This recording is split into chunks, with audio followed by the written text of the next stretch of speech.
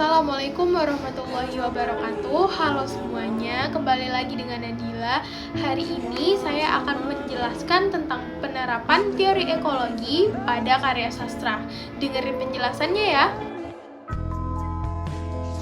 Pendekatan ekologi adalah suatu metode analisis yang menekankan pada hubungan antara manusia dan kegiatan lingkungan, sehingga manusia dan berbagai kegiatannya selalu menjadi fokus analisis dalam keterkaitannya dengan lingkungan abiotik, biotik, maupun sosial ekonomi dan kultural manusia. Dalam hal ini tidak boleh diartikan sebagai makhluk hidup biologis semata yang setaraf dengan makhluk hidup lainnya.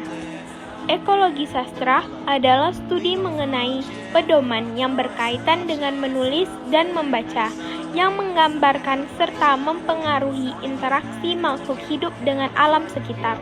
Pada sebuah karya sastra, hal ini sejalan dengan Endraswara 2016 yang berpendapat bahwa ekologi sastra merupakan studi yang berkaitan dengan cara-cara mengenai membaca dan menulis, baik mencerminkan serta mempengaruhi isi manusia dengan alam.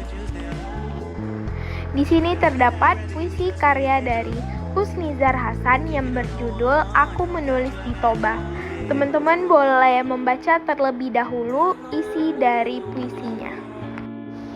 Setelah teman-teman membaca isi dari puisinya, kita masuk pada penerapan ekologinya, yaitu pada bait puisi Danau bercinta dengan hujan, aku ingin melihat tajam menusuk bagai lukisan, barisan serdadu dalam putaran, dadu nasibku.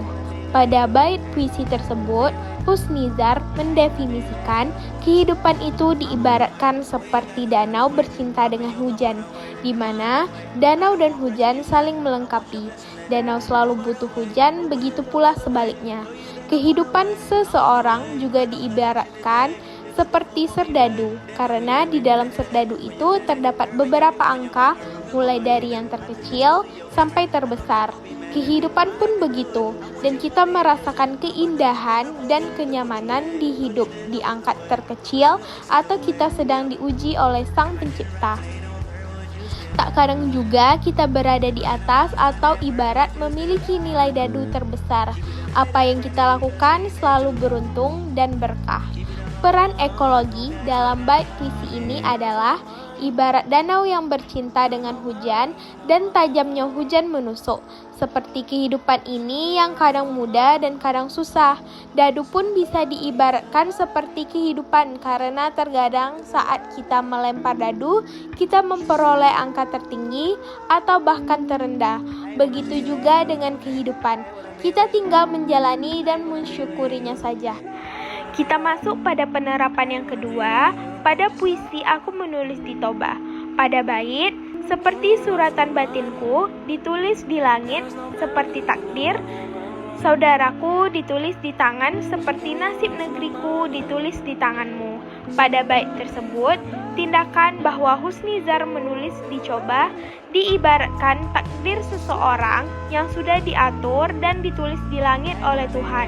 Begitu juga nasib dan takdir semua orang sudah ditulis dan ditentukan oleh Tuhan. Bahkan nasib negeri ini, yaitu Indonesia, juga sudah ditentukan dan ditakdirkan oleh Tuhan.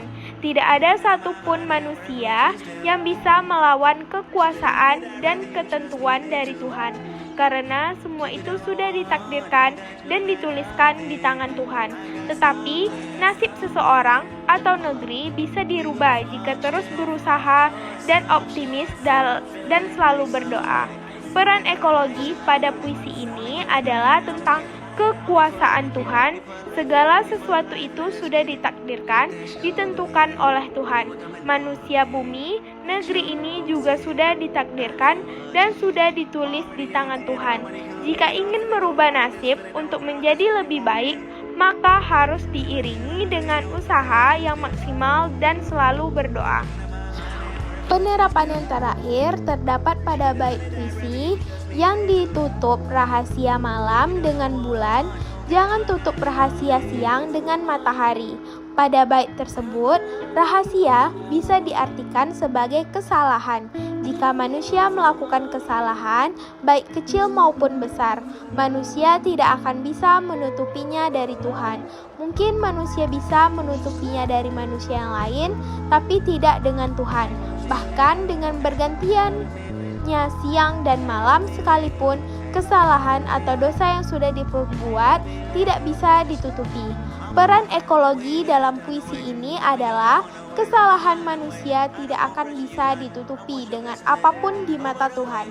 Bahkan bulan dan matahari pun menjadi saksi bahwa kesalahan itu tidak bisa ditutupi. Pergantian siang dan malam yang namanya kesalahan tetap harus dipertanggungjawabkan. Baiklah, berdasarkan hasil analisis tersebut tentang ekologi sastra yang ada pada puisi Aku Menulis di Toba karya Syekh Hasan, yaitu ekologi sastra merupakan kajian berbasis lingkungan yang dikaitkan dengan sastra dan lingkungan berperan penting dalam sastra, bahwa adanya pola pikir penulis dalam mengaitkan lingkungan dalam sastra dan juga keterkaitannya antara sastra dengan lingkungan, baik itu tentang keindahan alam maupun tentang bencana ataupun kerusakan yang terjadi di alam. Sampai di sini dahulu video kali ini. Kalau ada kurangnya, kalian boleh tulis di komen bawah. Banggalah menjadi bangsa Indonesia, banggalah berbahasa Indonesia, dan mari belajar bahasa dan sastra Indonesia bersama Nadila. See you the next video. Bye semuanya. Assalamualaikum warahmatullahi wabarakatuh.